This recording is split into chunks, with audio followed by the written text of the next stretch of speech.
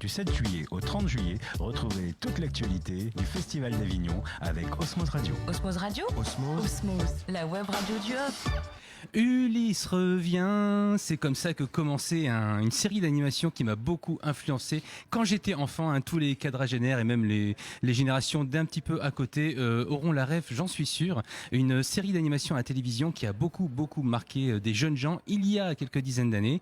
Et l'Odyssée d'Homère, puisque ce sont les aventures d'Ulysse qu'on raconte, l'Odyssée d'Homère aura encore marqué les enfants pour des générations à venir, j'en suis sûr, comme elle le fait depuis 2600 ans, voire peut-être même plus. Voilà, et bien cette Odyssée d'Homère, justement, vous nous proposez de nous y replonger, les chers amis de la compagnie de Séméris. Bonjour à tous. Bonjour.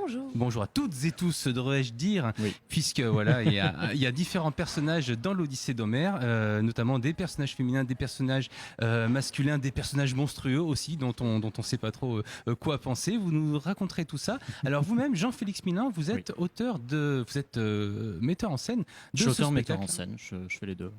Vous êtes auteur en scène, donc disais-je. Auteur en scène, voilà, c'est très bien, c'est poétique, c'est joli. De ce spectacle, l'Odyssée, que vous représentez au théâtre Al-Andalus tous les matins à 11h05, relâche le mardi. Et à vos côtés, il y a François Gelé. Bonjour. Bonjour. Alors vous aincarnez Ulysse. Vous avez la barbe de l'emploi, justement. Oui, je l'ai fait pousser exprès pour ça. Non, je rigole. Mais oui, j'ai la chance de faire Ulysse, d'incarner ce personnage que tout le monde connaît, mais on l'a un peu modifié. On l'a mis dans son univers un peu cyberpunk. Donc quand on arrive, il est en pleine dépression. Il tremble d'une main. Voilà, on sent qu'il a vécu des choses. Et qui va en revivre d'autres, justement, puisque pour les 50 minutes de spectacle qui suivent. Et à vos côtés, il y a Calypso qui le retient pendant quelques années. Alicia Estève. J'écris tellement mal, j'arrive même pas à me relire. Et pourtant, j'écris même pas grec. C'est pour vous dire un petit peu le niveau de cette écriture cunéiforme qui peuple la fiche que j'ai devant les yeux. Mais je vais quand même y trouver de quoi vous poser quelques questions. Des questions que je me suis posées moi d'abord, tout simplement. La compagnie de Séméris, ça signifie quoi ça sonne un petit peu comme un mot grec mystérieux. Et c'est une remarque qu'on nous fait souvent, surtout en ce moment où on joue l'Odyssée. Mais ça marche pas pour tous les spectacles. On fait pas que des spectacles grec, donc pas du tout. En fait, à l'origine, moi, je suis romancier. C'est mon premier métier, bien avant d'être dans le théâtre. Et j'ai écrit une nouvelle il y a maintenant bien une vingtaine d'années, je pense, qui avait été pas mal publiée, notamment au Québec. Et j'en avais marre de la lire. Du coup, j'ai arrêté la publication de ce texte. Mais j'aimais bien la consonance du mot. On l'a gardé du coup pour la compagnie. On aime bien ne pas faire les choses comme tout le monde. On s'est dit que c'était un mot qu'on trouverait nulle part ailleurs. D'accord. Justement, vous nous plongez, alors que ce soit par le nom de la compagnie ou c'est moi qui suis interprète, ou que ce soit par le spectacle l'Odyssée que vous nous proposez en ce festival Off 2022, vous nous emmenez vers la Grèce antique, mais vous-même, vous êtes originaire de la capitale des Gaules, vous venez de Lyon et la compagnie s'est créée en 2008. Mais ce spectacle, en fait, vous l'avez élaboré relativement récemment, en novembre 2021. Enfin, vous l'avez élaboré. Vous l'avez réinventé en quelque sorte. Ça. À l'origine, alors c'est un spectacle effectivement qu'on joue depuis 7 ans. Sous une certaine forme, sous une forme qui était plus classique. On est plutôt issu du théâtre contemporain, enfin de la comédie contemporaine pour adultes. Le spectacle pour enfants est venu plus récemment dans l'histoire de la compagnie, même si maintenant ça commence à faire un petit moment. Du coup, l'Odyssée était le premier d'ailleurs. Et on le jouait plutôt... C'était très drôle, ça fonctionnait très bien, mais je le trouvais pas assez original par rapport à ce qu'on faisait d'habitude. On a des univers qui sont très marqués visuellement, des choses qui sont vraiment très très affirmées dans les spectacles adultes. Et on a voulu faire la même chose finalement dans nos spectacles pour enfants. Donc on a repris exactement le texte que j'avais écrit de l'Odyssée. Toujours aussi drôle, toujours absolument incroyable évidemment, puisque je l'ai écrit. Mais j'ai même pas besoin de vous passer de cirer les pompes. Non, je fais ça vous très bien. Vous le faites tout seul. Mais en le replaçant justement dans un univers qui est plus proche de ce qui me plaît, oui et non, mais en tout cas vraiment de quelque chose de très affirmé. Et là, je suis vraiment parti sur le cyberpunk, cette espèce d'univers assez futuriste, assez pessimiste et futuriste. Et avec le même texte, on a tout replacé là-dedans. Donc une scénographie plutôt en métal, en néon, en béton, et des costumes plutôt en cuir à l'avenant, et en voilà, plastique. Quoi. Dans cette esthétique un petit peu de cet univers cyberpunk, cette esthétique en fait qui nous touche depuis des films comme Blade Runner ou des nouvelles comme Johnny Mnemonic et j'en passe. Simplement, vous dites que vous venez surtout du théâtre contemporain, pour autant les spectacles pour enfants correspondent peu ou prou à la moitié de vos productions depuis 2008. Et par ailleurs, je me dis, vous avez une touche esthétique, c'est ça qui m'a touché de prime abord, je ne vous le cache pas, une touche esthétique donc liée à ces univers de science-fiction et du cyberpunk qui est très inhabituel au théâtre en règle générale et dans un spectacle pour enfants en particulier. Et du coup, vous parliez de ces influences, alors vous aurez l'occasion d'y revenir un petit peu, donc les néons, le cuir, l'ambiance sombre, la lumière noire qui fait ressortir les couleurs fluorescentes, mais tout de même tout ça, c'est pas un petit peu oppressant pour des petits bouts de chou de 6 ans ? On s'est posé la question, évidemment, quand on a repris ce spectacle-là. Après, c'est vraiment une identité de la compagnie. On a toujours fait des spectacles qui étaient très drôles. Enfin, que nous, en tout cas, on se faisait rire. Bon, a priori, ça arrivait dans le public, mais voilà. Nous, en tout cas, on ne tiendriez pas depuis 2008. Hein. Non, voilà. Donc, des spectacles qui sont très drôles, très critiques au niveau sociétalement et au niveau de la société, mais plutôt drôles. Et dans des univers, voilà, toujours... très affirmés, mais effectivement qui sont souvent assez sombres et surtout assez poétiques. On s'est posé la question de se dire, voilà, l'Odyssée, si on le reprend là-dedans, est-ce que ça va toujours plaire autant que l'ancienne version ? Et puis, je me suis dit, tant pis, en fait, j'ai envie de faire ce qui me plaît. Moi, gamin, je pense que j'aurais kiffé ça. Et finalement, a priori, on ne s'est pas planté puisque ça a énormément plu. La différence qu'on a notée, c'est que non seulement ça a énormément plu aux gamins, mais en plus, il y a eu un regain d'intérêt de la part des parents qui jusque-là aimaient bien le texte, mais voilà, qui juste ils étaient contents d'être là. Et là, on sent qu'ils sont vraiment dans l'analyse en plus des lumières, du texte, beaucoup plus qu'ils l'étaient avant. Ce qui fait que ça devient un spectacle vraiment familial avec différents niveaux de lecture. C'était le cas avant, mais c'était pas aussi prononcé. Et puis moi, je me reconnaissais moins dans l'ancienne version. Là, j'ai l'impression de proposer quelque chose qui est beaucoup plus proche de mon univers, de ce que j'ai envie de développer et de ce qu'on développe tous ensemble, parce que je suis auteur-metteur en scène, mais forcément une compagnie, les comédiens qui sont là, les scénographes, les costumiers, toutes ces personnes avec qui je travaille apportent aussi un peu de leur univers. Et je pense que nous, en tout cas, je parle un peu pour vous, mais j'ai l'impression qu'on se reconnaît plus, en tout cas là-dedans, de proposer ce truc un peu bizarre, un peu sombre. Et on est super content de voir que finalement, ça plaît et qu'on n'est pas obligé de faire des choses... je vais dire gnangnan et c'est un peu négatif non, c'est pas pour parce qu'on certaines fait du compagnies. spectacle pour enfants qu'on est obligé de faire gnangnan. Voilà, c'est ça que j'ai envie de dire. C'est que c'est pas parce que c'est du spectacle pour enfants qu'on est obligé à tout prix de faire des choses très basiques.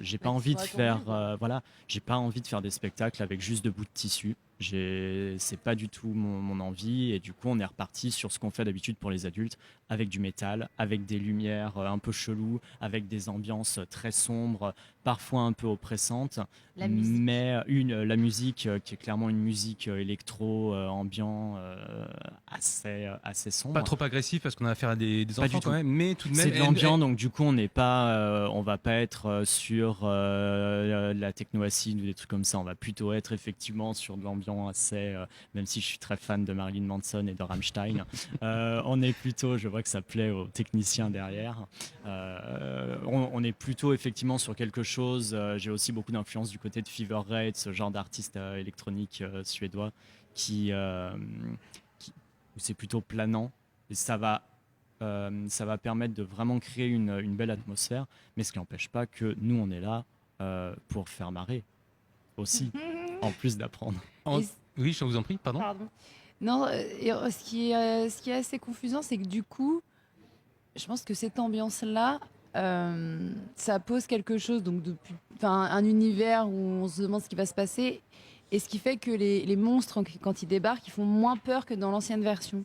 Moi, j'ai remarqué ça. C'est vrai que dans l'ancienne version, même s'ils les monstres sont plus étaient bizarres effrayants. et peut-être plus effrayants au final, vu qu'on est dans une atmosphère assez sombre, on attend quelque chose de bizarre. Et du ouais, coup, c'est peut-être moins effrayant pour les enfants. effrayant. Oui, Ouais, j'avais pas forcément noté ça, mais c'est vrai, carrément. Donc les petits bouts de chou s'y retrouveront, les enfants aussi. Et finalement, cet univers peut les impressionner de prime abord, mais pas forcément les effrayer pour autant, d'autant plus que c'est un spectacle qui a un aspect interactif important, puisque vous-même, François Gelé, vous allez parfois donner des éléments du spectacle, des outils de scénographie. La fameuse Rose des Vents qu'Éole donne à Ulysse à un moment, eh bien vous allez la donner dans le public. Tout à fait. Voilà, on garde une interactivité avec les enfants, toujours. Alors que ce soit moi, Ulysse ou Euryloque, son compagnon.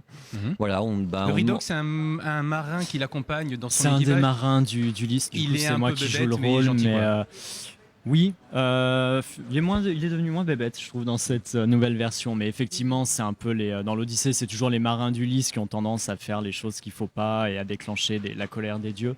Et du coup, là, on a gardé Euryloque, effectivement, qui accompagne Ulysse pendant 20 ans. Voilà, et donc Ulysse, lui, est amené à affronter ou à composer avec différents personnages assez caractéristiques de cet univers fantastique des mythes anciens, des mythes grecs.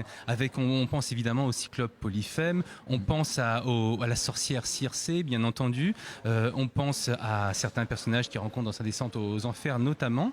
Parmi tout cela, il y a beaucoup de personnages féminins, notamment celui qu'on rencontre dès le début du spectacle, puisque vous avez choisi comme point de départ un moment important de l'Odyssée d'Ulysse qui dure 10 ou 15 ans. Et en fait, pendant 7 ans, Ulysse est prisonnier par amour, en quelque sorte, un amour ou un filtre d'amour, on ne sait pas trop, de la nymphe Calypso, que vous interprétez, vous, Alicia? Alors, je précise juste que c'est pas moi qui ai décidé de commencer le spectacle Homère, comme ça, c'est Homère. En fait, le texte respecte vraiment la structure de l'Odyssée. Au départ, donc ça commence vraiment comme ça, avec Ulysse chez Calypso qui va raconter son voyage, et on revient chez Calypso à la fin pour que Ulysse le termine. On a voulu respecter cette structure-là. Non, monsieur Jean-Félix Pilan, ne faites pas porter aux autres vos propres responsabilités. Nous savons tous les deux qu'Homère n'a jamais existé, et là, c'est croyable. Alors là, c'est un autre débat. Je suis le premier à le regretter, mais il y a beaucoup de... Et en fait, on l'a fait commencer où on veut, l'Odyssée. Je vous signale qu'elle commence à 3, à la fin de l'Iliade. Ce qui est vrai, effectivement. La guerre de Troie n'est pas entièrement dans l'Iliade. Voilà, industrieux Ulysse, ne te laisse pas pervertir par les menteurs en scène. Vous avez vraiment révisé vos classiques. N'est-ce pas? J'ai regardé toute la série quand j'étais petit et je l'ai lu après, donc croyez bien que effectivement ça m'a impressionné. Mais vous, Alicia, vous incarnez différents personnages, pas seulement les personnages féminins d'ailleurs. Et vous avez été amené un petit peu à, comment dirais-je, puisque vous apportez votre touche au sein de la compagnie, à envisager ce rôle des femmes dans la vie d'Ulysse de manière un peu différente. Moi, du coup, je fais toutes les femmes d'Ulysse, enfin, pas toutes, mais quasi. Non, c'est pas vrai, c'est toi qui fais les sirènes, du coup. C'est vrai, je fais une sirène. Non, je fais très bien la sirène. C'est les flics quand ils passent dehors, pardon. Oui, non, qu'est-ce que je peux vous dire? Il y a Calypso, Circé, Pénélope, Anticlée, la mère d'Ulysse également. Donc ça, c'est très perturbant. Je sors en Circé, que je voulais le transformer en cochon, et j'arrive en sa mère, en disant mon fils, je t'aime. Enfin, bon, bref. Il y a un côté oedipien dans votre interprétation d'Ulysse là. Exactement. Mais Et vous incarnez aussi Polyphème, alors qui est une créature monstrueuse, plus que mâle ou femelle. Tout à fait. Oui, je crois que si quand même il dit je suis le fils de Polyphème, donc c'est en fait. de Poséidon. Pardon. De Poséidon, donc il est quand même, genré, mais dans le costume ou dans l'attitude, il l'est pas vraiment, quoi. C'est le Cyclope en fait. C'est le Cyclope. C'est le Cyclope qui finit complètement sous parce que Ulysse lui donne du vin, quoi. Voilà. Ce qui était complètement aveugle aussi. Ce qui était important pour nous au niveau des femmes, c'était vraiment. Alors Alicia est très très très féministe. On est déjà féministe, une compagnie qui l'est beaucoup, mais Alicia est encore plus engagée. Elle a toujours été très engagée là-dedans. Sur Patachon aussi, du coup. Alors en fait, ceci dit, surtout, c'est très bête, mais par exemple, Patachon, c'est un spectacle qu'on joue juste avant l'Odyssée pour les tout petits, et ça m'embêtait que ce soit forcément joué par une fille à chaque fois. Donc je le joue parfois et on essaie de mélanger fille-garçon pour pas rester sur ce côté de la maman qui fait des spectacles pour enfants. Et ça a toujours été une volonté dans la compagnie. Là, dans l'Odyssée, c'est un peu pareil. Par exemple, quand on a refait cette version cyberpunk, c'est vrai que dans l'Odyssée, on a ce truc de Pénélope à la fin qui arrive avec son chandail ou sa tapisserie, selon les versions, en train de coudre. Et c'est quelque chose qui nous dérangeait vraiment. Et il a fallu réfléchir à qu'est-ce qu'on peut faire pour perdre ce côté un peu de bobonne à la maison qui est en train de tricoter.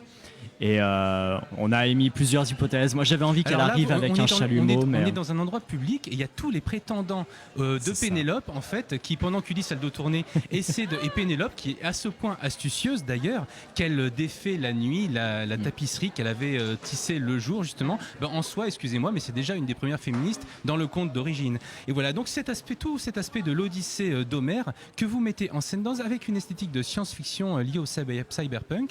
On peut retrouver tout ça à Al-Andalus à 11h05, sauf le mardi. Et je précise tout de même qu'on citait Patachon à l'instant, c'est un autre spectacle que vous nous proposez dans cette programmation du OFF 2022, un spectacle que vous jouez en matinée un petit peu avant l'Odyssée, justement. Ouais, on joue à 10h, c'est un spectacle sensoriel qui dure 25 minutes à peu près pour des tout petits à partir de 1 an et demi jusqu'à 4-5 ans.